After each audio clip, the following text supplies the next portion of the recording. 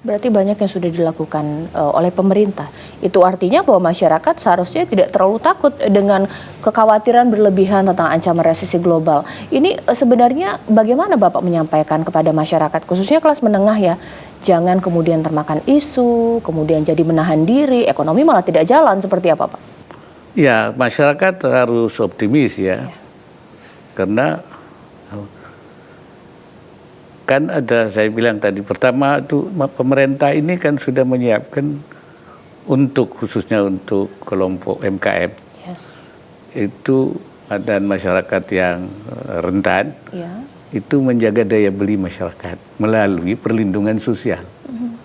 Ya, selama ini kan sudah dilakukan oleh pemerintah, bahkan di era pandemi itu diperbesar.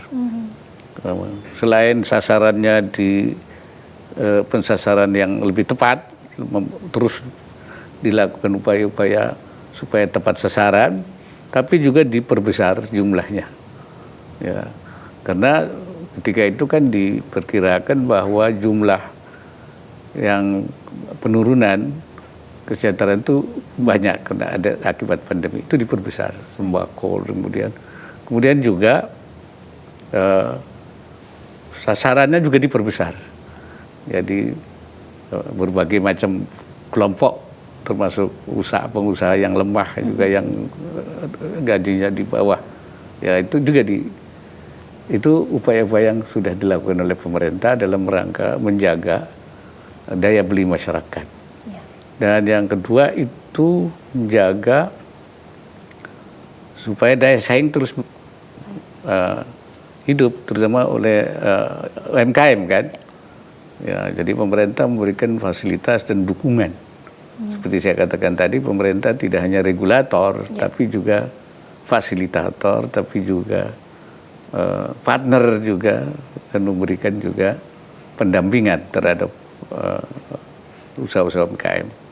Kemudian juga melalui bantuan dana permodalan, dari mulai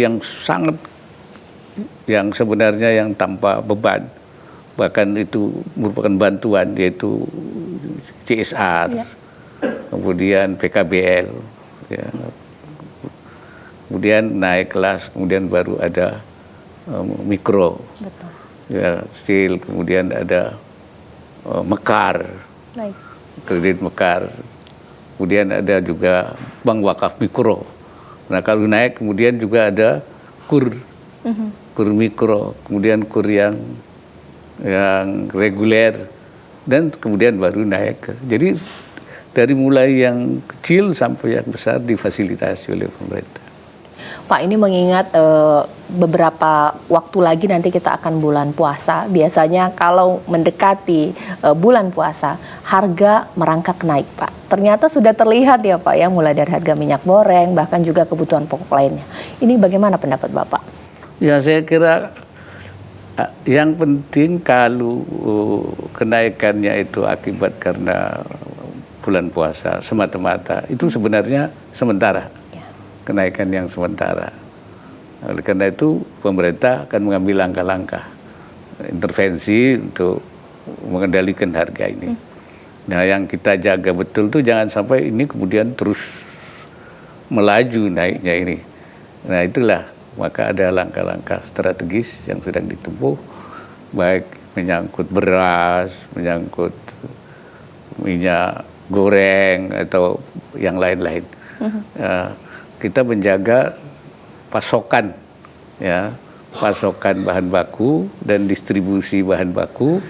Itu biasanya kan ada daerah yang terlalu besar, ada yang kemudian yang kurang. Dan ini harus dijaga sehingga harga-harga tetap stabil. Baik, ada lagi nih Pak satu isu yang ini juga sempat jadi sorotan, banyak menuai pandangan dari masyarakat soal haji Pak. BPIH ini rencananya akan ada kenaikan ke 69 juta. Ada yang mengeluhkan ini terlalu besar untuk kondisi ekonomi saat ini. Bagaimana pendapat Bapak? Ya, ini kan memang asalnya itu ongkos haji itu subsidinya terlalu besar selama ini. Kemarin saja itu tahun yang lalu itu 59%. Jadi yang jamaah itu hanya membayar 49%. Nah, 59% itu diambil dari dana haji yang dioptimalisasi. Nah, kalau ini terus, ini dana haji akan tersedot modalnya. Dan kalau tersedot nanti bisa subsidinya tidak berkelanjutan. Karena itu subsidi ini harus disesuaikan, bukan menghilangkan subsidi, tapi dirasionalisasi. Berapa subsidi itu?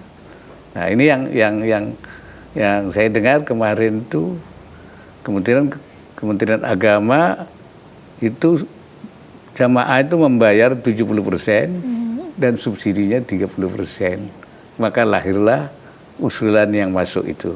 Itu saya dengar begitu. Ya. Nah, ini karena sedang dibicarakan. Sebenarnya berapa subsidi yang harus diberikan? Berapa persen? Yang penting itu jangan mengganggu nanti kelanjutan subsidi yang akan diberikan, yang merugikan jamaah yang di belakang. Kalau ini tergerus, yang di belakang nanti tidak bisa disubsidi lagi. Nah itu, jadi hanya tinggal bagaimana menyesuaikan, merasionalisasikan jumlah yang dibayar oleh jemaah dan yang disubsidi oleh pihak pemerintah melalui pengembangan dana haji yang ada. Saya kira itu. Sebenarnya berarti sudah dihitung secara proporsional ya dengan kemampuan dana yang kita miliki saat ini, Pak. Lantas apa saran dari seorang wakil presiden Bapak khususnya bagi masyarakat yang mungkin merasa angka itu terlalu besar untuk dirinya? Karena sempat ada omongan haji itu memang diperuntukkan bagi yang mampu. Ini seperti apa, Pak? Iya, karena memang dalam agama itu kan haji itu bagi yang mampu. Tidak wajib yang tidak mampu.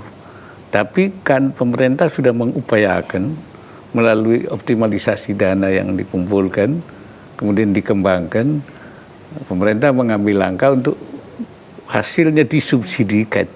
Jadi sudah ada subsidi itu. Kalau ekonomi harga normalnya memang besar sekali, hitungannya besar sekali.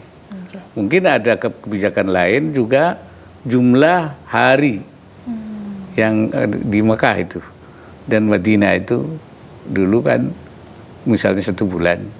Nah mungkin kalau ingin dikurangi harinya yang dikurangi, tinggal di Mekah dan di Madinahnya dikurangi jumlahnya itu. Nah, dan kemudian yang kedua tadi ya subsidinya itu disesuaikan, yang penting tidak mengganggu kelanjutan daripada subsidi itu untuk jamaah-jamaah berikutnya. Sudah langkah maksimal dari pemerintah khususnya Kementerian Agama dan masih dipikirkan